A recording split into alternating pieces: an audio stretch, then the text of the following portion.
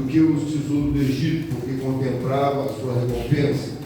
Pela fé saiu do Egito, não temendo a ira do rei, perseverou porque via aquele que é invisível.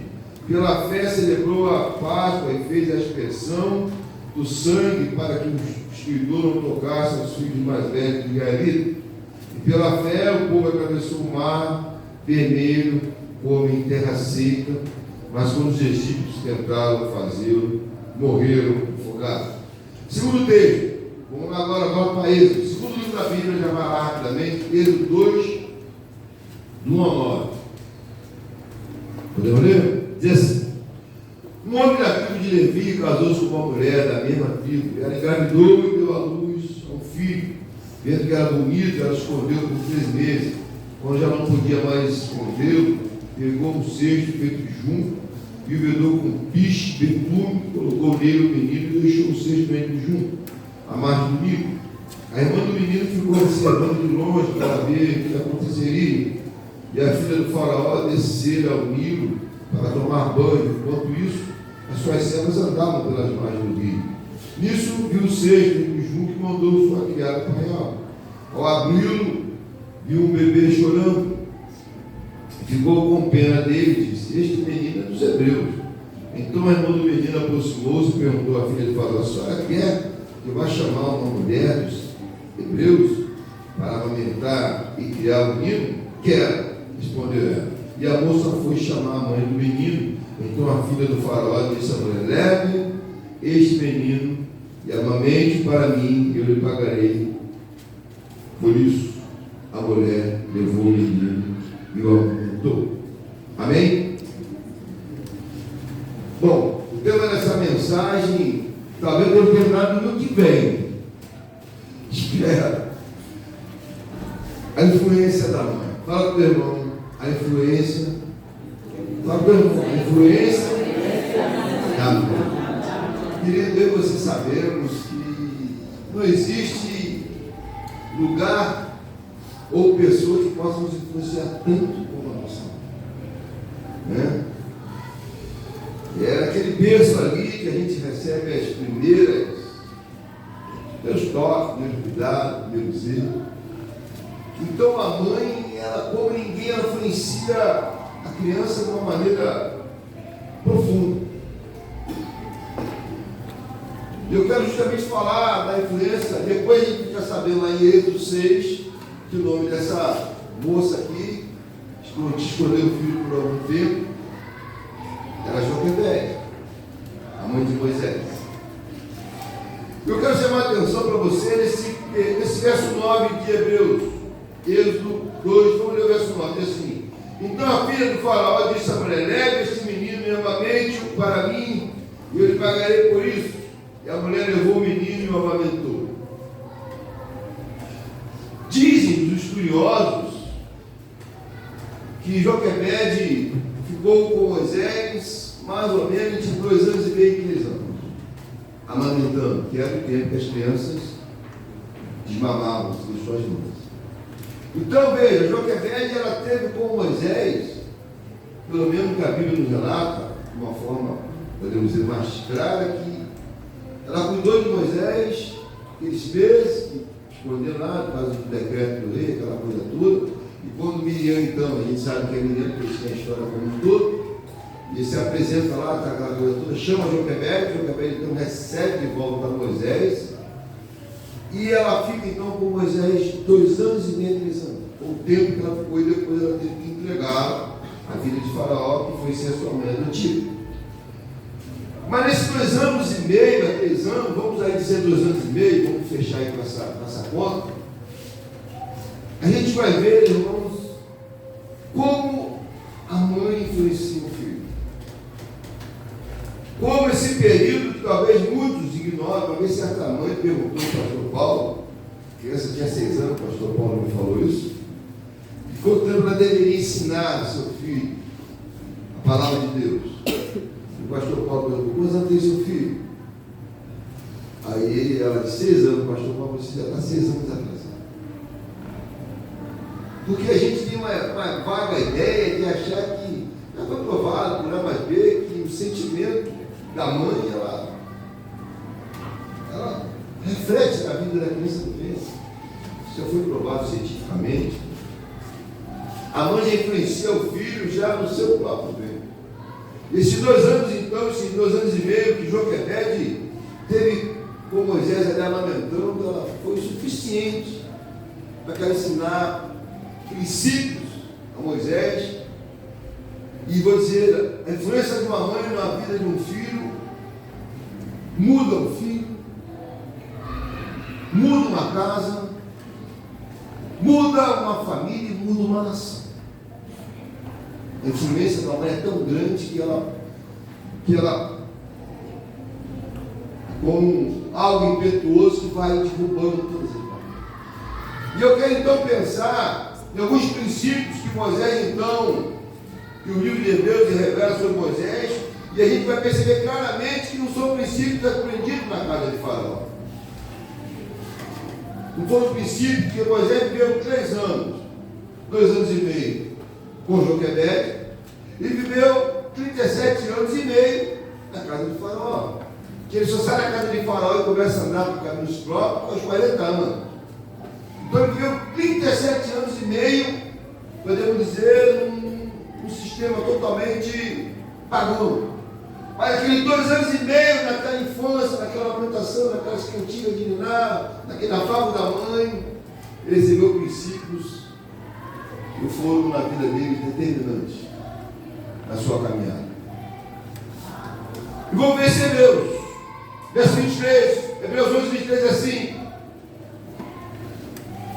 pela fé Moisés, recém-nascido, foi escondido durante 3 meses por seus pais, pois estes viram que ele não era uma criança comum e não temeram o decreto do rei. Primeira coisa que Moisés aprende aqui, eu creio que é antes obedecer a Deus. Antes de tudo, obedecer o Senhor. Eu creio que ele soube da história. Ele narra o livro, ele que escreve o Pentateuco. Então ele soube da história. Então ele soube que os seus pais, no seu nascimento, enfrentaram essa dificuldade.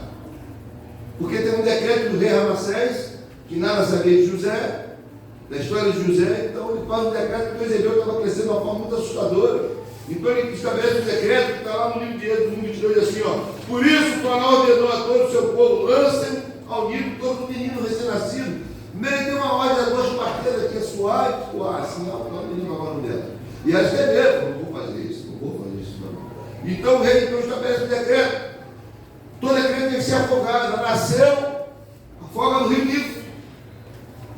Não deixe de ver, só vive as meninas. E a menina não tem uma forma de mulheres que peguem arma para guerrear. Pelo menos naquela época tinha, então. Então, a primeira coisa que Moisés aprende dos seus pais é o quê? É não temer o decreto do rei, é não temer aquilo que é estabelecido por uma sociedade pagã.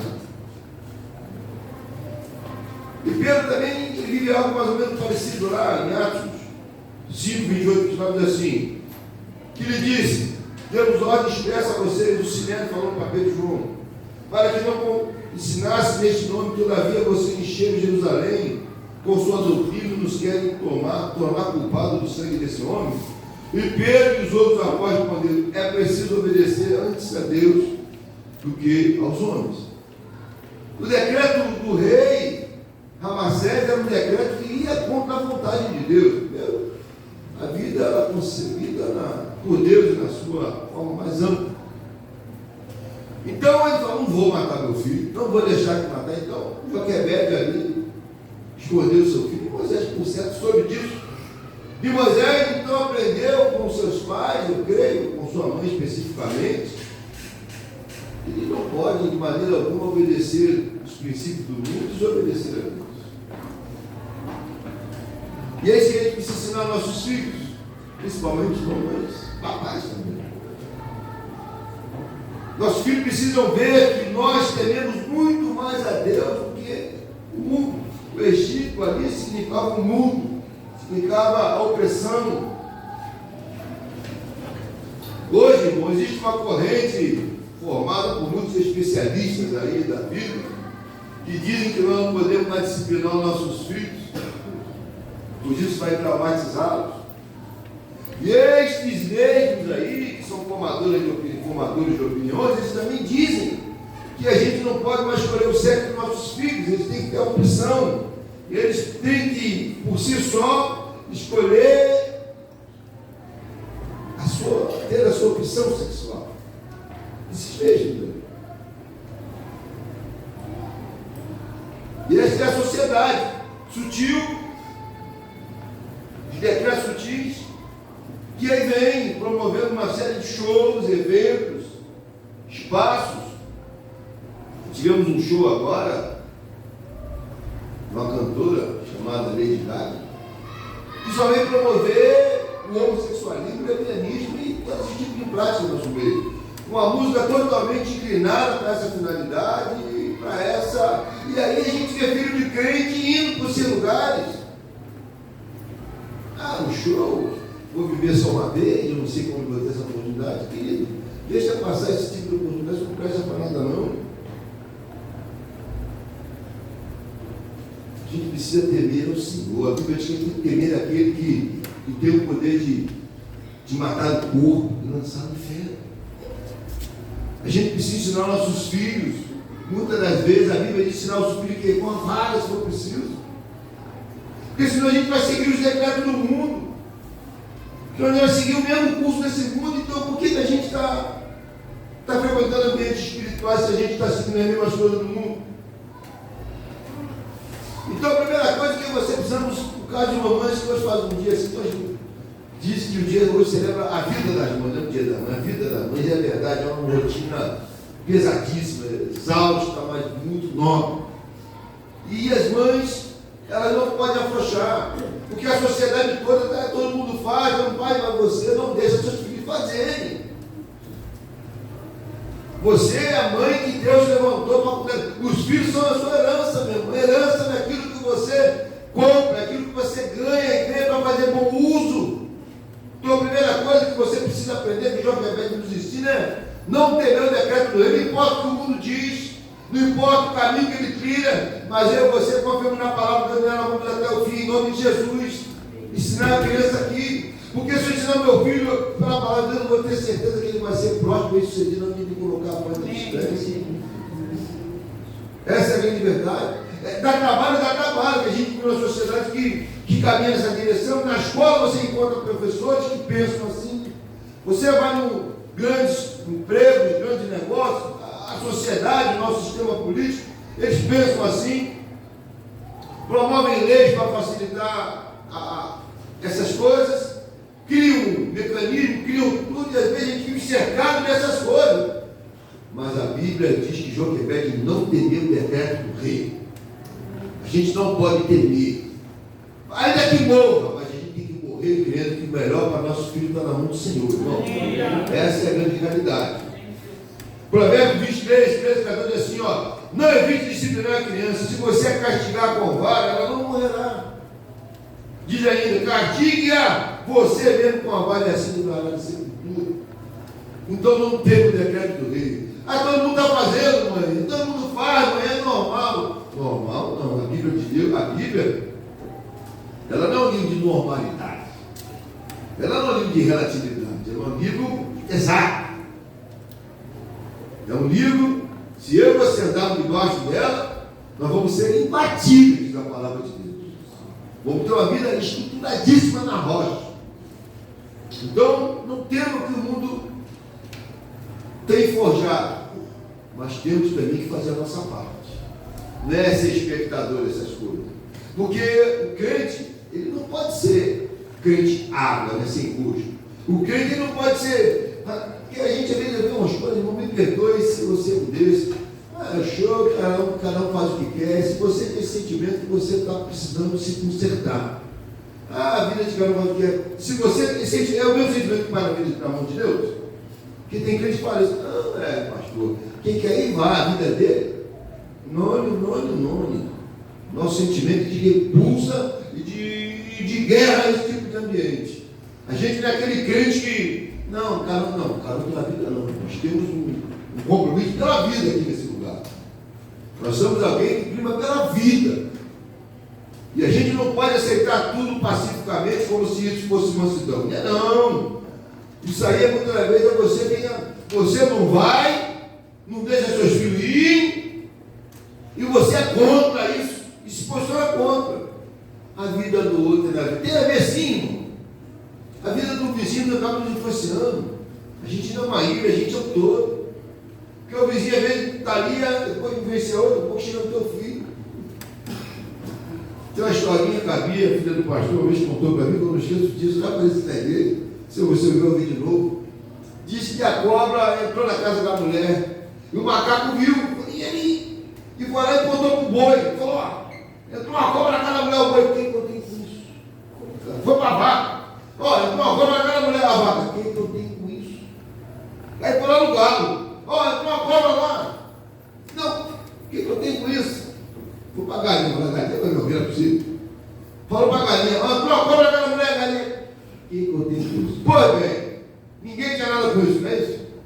A cobra foi e mordeu a mulher, a dona da casa. A mulher morreu. Agora é minha consequências. Vem muita gente se apontamento da mulher. Corre do patrão. Mata as galinhas. Aquela que tinha nada comigo foi a primeira a morrer. E depois tem uma sepultura lá e tem uma festa lá. Qual é a ordem? Mata os galos. Não tinha nada com isso, morreu também. E por cultura do local, quando morre uma mulher, tem que matar uma vaca. Mata a vaca. Mas depois você tem que matar um boi. Mata o boi. O macaco ficou vivo. Ninguém se importou. Às vezes a gente está assim, achando que a gente é meio. Não. Que às vezes uma influência dessa dá a volta ao seu filho lá na escola. Então a gente tem que aí tem que ser crítico mesmo. A gente não vai ficar brigando com ninguém, mas se perguntar: o que tu acha do show de pulou? É uma droga. O cristão não vai ceder o plano. Que é os mansos da matéria. O que é mansidão para você? É passividade? Não, a Bíblia chama mansidão. O que é mansidão, pastor? Mansidão é você não se levantar contra a palavra de Deus. Isso que é mexer de mão. Os mansos da matéria, quem são os mansos? Aqueles que Deus manda: vai, ele vai. Vem, ele vem. Esse é o manso. Não pensa você que mansidão é passividade e ser alguém permissivo, não. A gente não vai e a gente se posiciona contra. Qual é a sua posição, pastor? Sou contra. Vocês cristãos são bitolados, vocês cristãos, sou contra. Por que eu sou contra? Não tem nada de bom ali. Eu sou contra o decreto do rei. Não vou me levantar contra a autoridade e falar mal, mas se me perguntar a minha posição, sem problema. Sou contra. Se você é a favor, ou melhor, você é aquele crente que não tem nada a ver a vida do outro, você está tipo aquele pessoal da galinha lá, do macaco lá, todo mundo assim. Não. A gente tem posicionamento, nós somos crentes, nós somos homens e mulheres de Deus. A gente não pode ser conivente com essas coisas. E tem que se posicionar contra. É verdade. Imagina se pergunta a Deus o que ele acha. Deus, o que tu achou do show daquele cara? Não tem nada a ver. Vai. Pergunta a ele o que ele acha. Se você tiver o mesmo sentimento por essas coisas boas, não tem nada a ver. Deus pensa assim? O bandido é uma gente boa. Peraí. O que Deus acha disso? Deus, ele ama a vida, mas não ama o comportamento errado. Então, a gente precisa ter esse pensamento. Mente de Cristo. Se perguntar: fulano, pergunta a Deus o que ele acha. Vê se ele vai ficar neutro. A Bíblia já diz o que ele acha. Então vamos lá. Primeira coisa que Joquebed nos ensina. Gente, 2 anos e meio, ele ensinou Moisés a não ter medo do decreto. 24. Ela vai dizer: pela fé, Moisés, já adulto, recusou ser chamado filho da filha de Faraó. Segunda coisa que Joquebed ensina a Moisés: você não é desse mundo, Moisés. Fala comigo: você não é desse mundo. Ela ensinou isso a Moisés.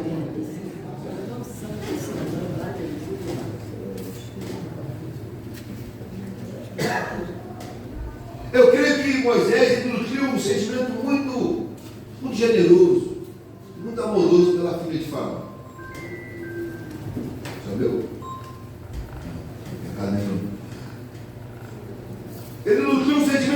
generoso, porque ela adotou ele. Foi sua mãe adotiva. Mas o tempo dele, pela fé de adulto, ele recusou ser chamado de filho da filha de Faraó. E quando eu penso nisso, não é que ele recusou talvez ela ser a madrasta dele. Eu não vejo dessa maneira. Eu vejo da seguinte maneira. Eu vejo que ele recusou os valores do Egito. O Egito era um povo que tinha muitos deuses. O próprio Faraó era considerado como Deus do Egito.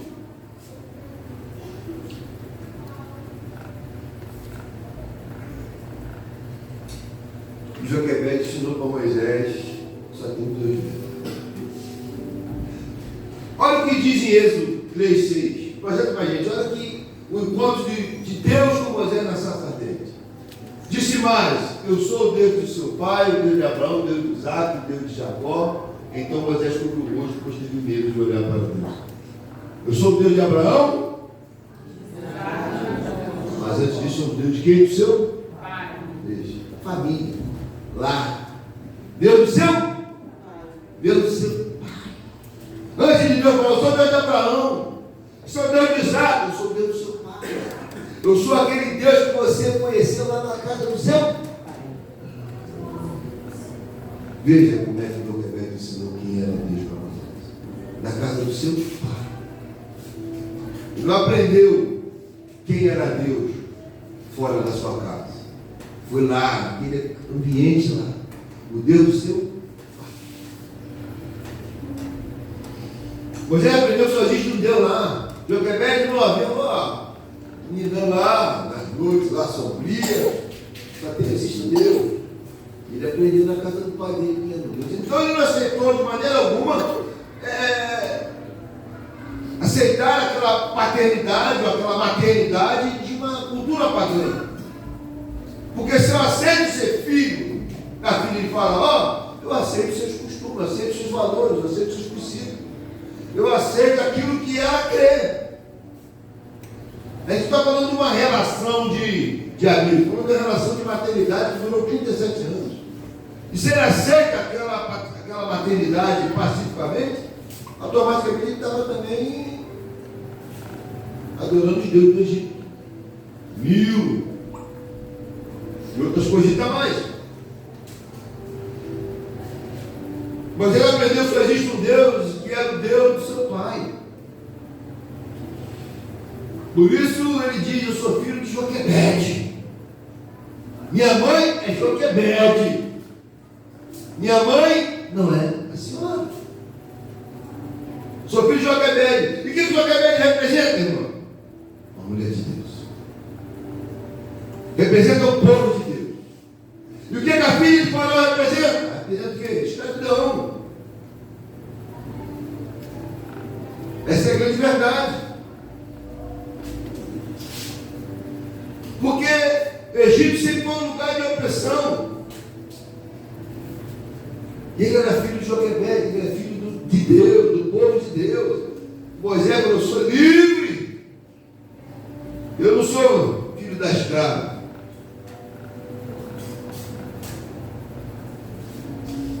O mundo, irmão, veja, Moisés poderia ter muitas oportunidades na casa de Faraó. O ouro no Egito sempre foi algo muito corriqueiro. Os bens de Faraó, a comida de Faraó, tudo de Faraó era de primeiro mundo. Mas é isso que o mundo faz. O mundo te dá muitas coisas boas, mas te aprisiona. Você entende isso? Você entende? Diga amém. Amém. O mundo te dá coisas boas, mas te aprisiona. E Moisés entendeu isso desde o vento, mas desde uma certa altura. Não adianta eu comer comidas muito luxuosas e estou preso espiritualmente. Não adianta eu comer essas comidas todas luxuosas aqui na mesa do Faraó, sabe? Pseudo-avô. Mas minha alma está aprisionada. A minha alma está retida. Eu vou comer isso, eu vou viver minha alma com esses deuses. Mas as pessoas querem. E o mundo faz isso, o mundo te dá muitos bens, te dá muitas coisitas. mas te escraviza.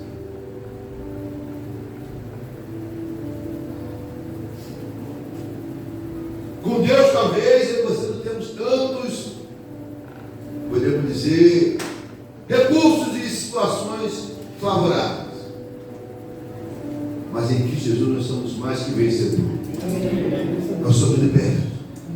Nós somos livres para adorar o Senhor. Nós só temos um Deus. Nós recusamos também a maternidade desse mundo sobre a nossa vida. Nós somos de Sião. Em nome de Jesus. Porque o maior bem que a vida te dá não é o que você come, mas é quem você é. Joga ensinou Moisés, não que ele come, talvez comia um pãozinho ali, tomava um copinho, um suquinho. Mas ensinava a Moisés a ter caráter. Ensinava Moisés que a luta e dificuldade que ele poderia passar não se comparava à glória que ele vivia. Porque o maior bem que você podemos ter, meu irmão, não é o que o mundo nos dá, não é não.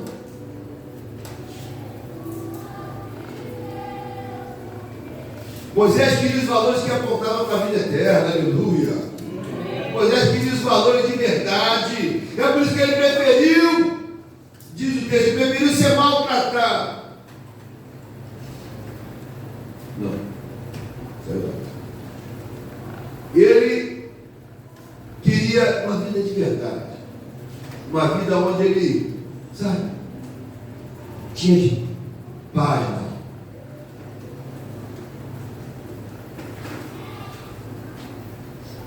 E o índio é assim, ele te dá, ele te adota, né? E muitas pessoas hoje, irmãos, pensando nisso agora, isso tem sido também um problema na nossa sociedade, porque tem grupos hoje aí étnicos, né? Que não é ativista A, é ativista B, é grupo não sei de quê, é L não sei de quê, G não sei de quê. Porque o que eles estão fazendo? Eles estão criando guetos e grupos para dizer para você o seguinte: venha, que aqui você vai ser aceito, aqui você não vai ser, você não vai ser, eles dizem isso, né? Aqui você não vai ser discriminado, aqui você vai ser aceito como você simplesmente escolheu viver. E aí cria esses grupos e muitos vão adentrando ali, na internet, é grupo não sei de quê, é ativista não sei de quê, porque você então queria ser aquele grupo, queria ser aquele subterfúgio ali, você vive ali. Mas aonde você vai parar? Aonde você vai parar? Aonde você vai dar? Porque você está naquele grupo ali, mas você sabe que a vida que você está levando não é a vida que Deus tem para ti. Talvez você está vivendo até uma aceitação, mas você não se aceita ali. Você sabe que está ali. Eu conheço uma pessoa,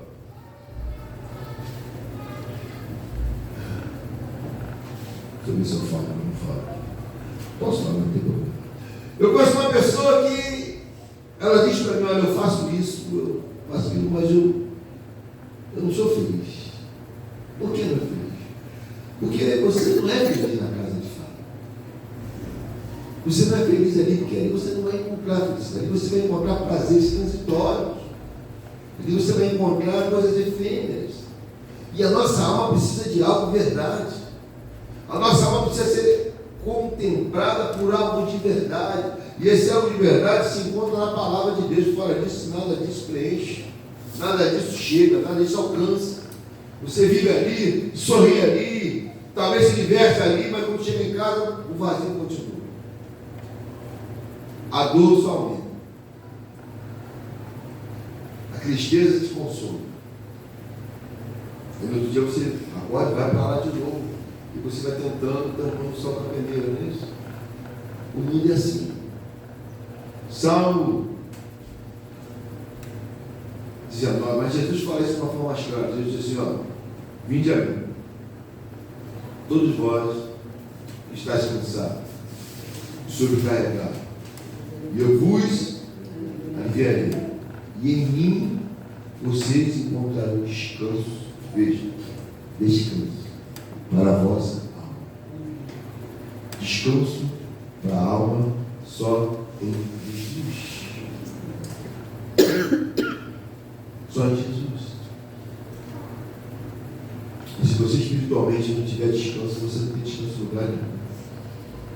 Moisés sabia que a casa de Faraó poderia ser uma casa que tinha muitas câmaras luxuosas, tinha muito ouro, tinha muita beleza, tinha muita comida, tinha muito espaço. Não tinha mais. Por isso ele morreu. Eu sou filho de Joquebede. Uma casa simples, uma casa humilde, mas eu tenho paz. Uma casa talvez vai ter que dividir um pão para 3. É Arão, a Miriam, eu. Mas eu tenho paz.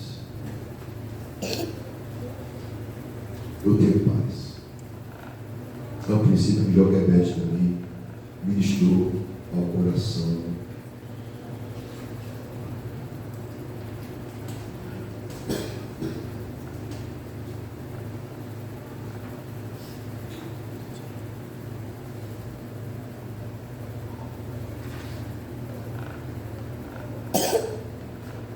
Qual texto foi? Qual texto foi? Agora foi o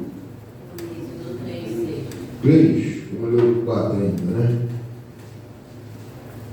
4 diz que eu perdi o 4. O que diz o 4? 3. Vamos ver o. Não, eu o 3:6. Meu Senhor, seu Senhor da Abraão. O 7 agora, vamos lá. O Senhor disse: tenho visto 7, está no 4 ou 5? Olha o 5. Eu me perdi aqui. Bota o 5 ali, qual é o 5?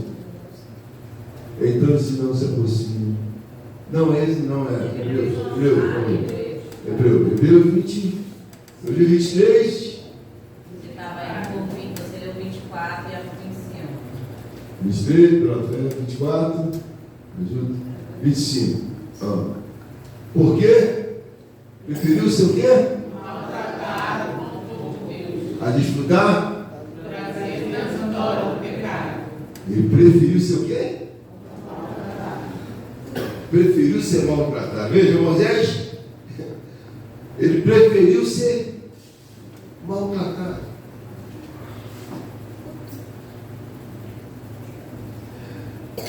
Isso é legal para a gente porque ele preferiu algo que talvez você não preferia, não. Você preferia isso?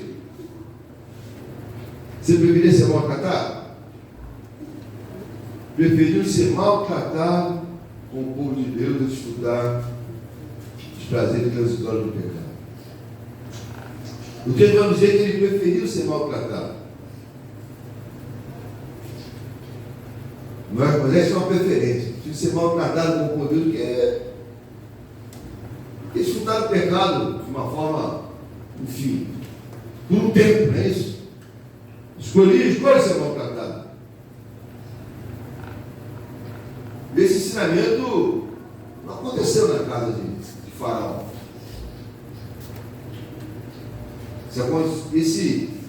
Até porque Faraó, lá há muitos deuses, né, no Egito, não é isso? Gênesis 41, 8, o que diz? Só para a gente se achar. Pela manhã, perturbado, disse a Faraó: mandou chamar todos os magos e sábios do Egito e contou o sonho que nenhum deles foi capaz de interpretar. Então, a primeira coisa que a gente vê aqui, na época de José, foi onde o Faraó teve o sonho, e ninguém mandou chamar quem?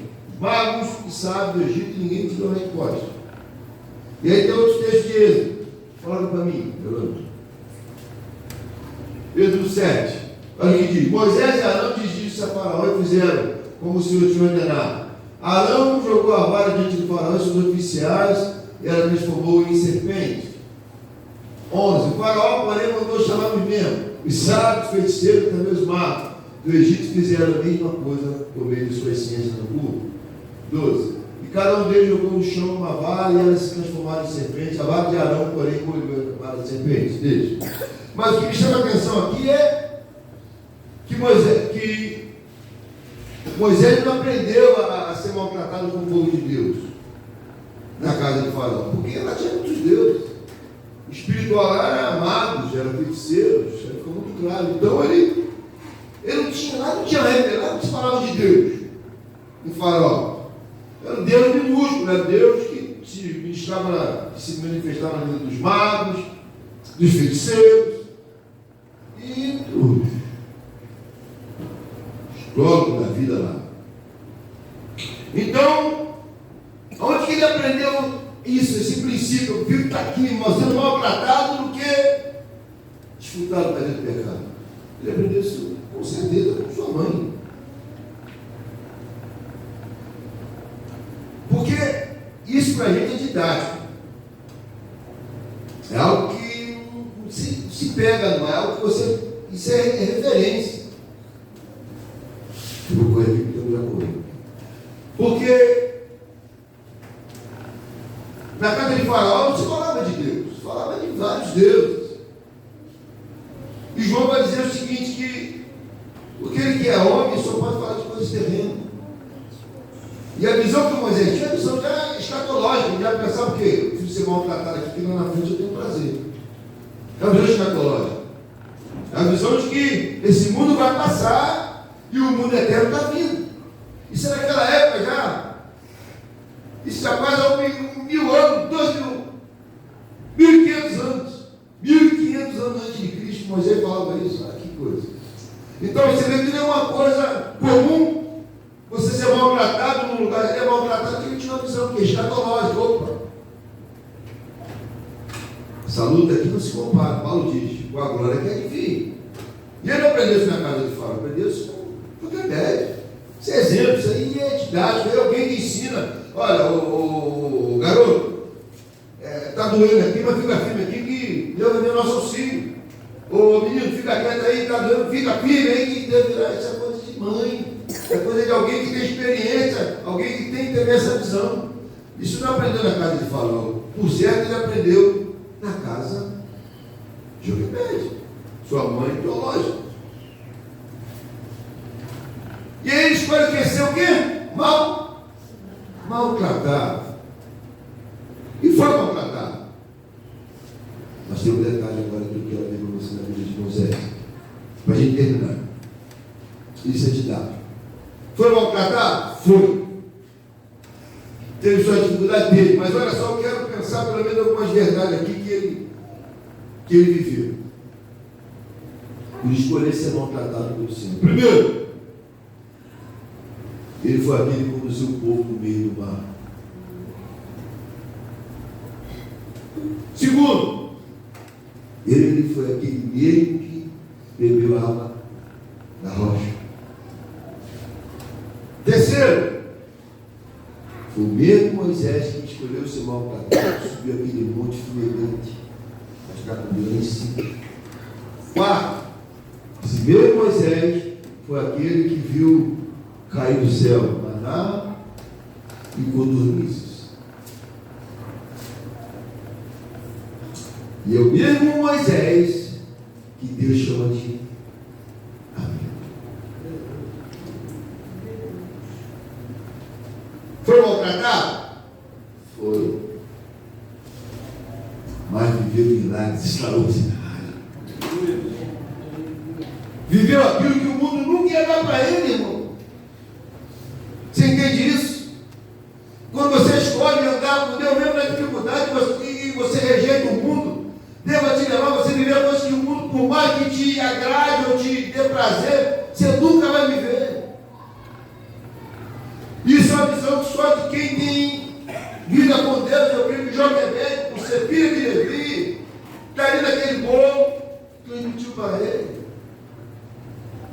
E Moisés foi um líder que influenciou uma nação. Porque debaixo da influência de uma mãe, você muda uma vida, você muda uma família, você muda uma nação. Que responsabilidade tem na mão das mãos.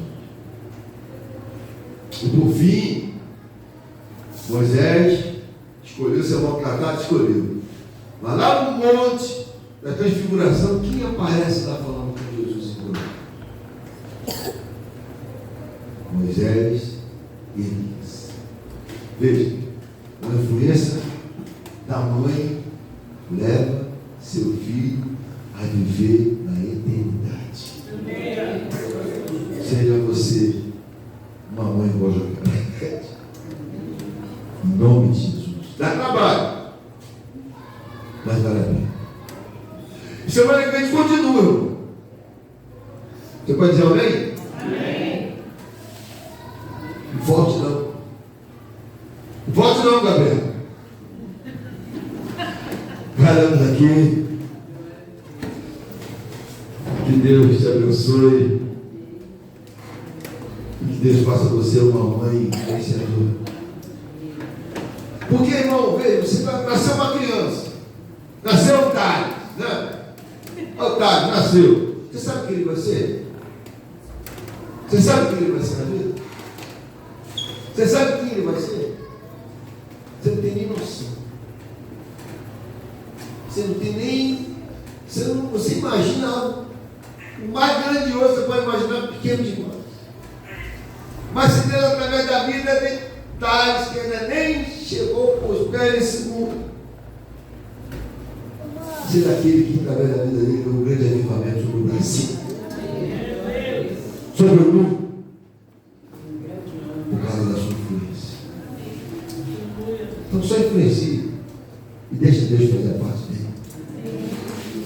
Você também.